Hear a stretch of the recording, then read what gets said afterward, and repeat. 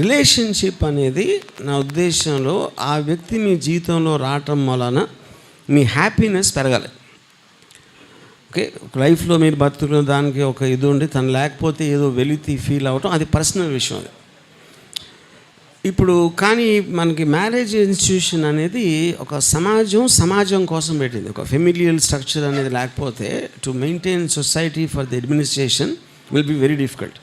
Okay, కానీ మీ parents చేశారు, సమాజం చేసింది, కానీ వాళ్ళిద్దరూ మీ బెడ్రూమ్లోకి రారు. సో మీ బెడ్రూమ్లో అయ్యేది మీ ఒక్కరికే తెలుస్తుంది. సో అప్పుడు నాకు ఈ మధ్య నాకు తెలిసిన ఒక అమ్మాయి పెళ్ళైన తర్వాత arrange marriage 2 months she want to take divorce. ఎందుకు అంటే హీఈస్ బోరింగ్ పర్సన్. అది సూపర్ రీజన్. అది యాక్చువల్గా ముందు తెలియదు, ఇప్పుడు తెలిసింది. అంతకన్నా ఇంకేం కావాలి రీజన్.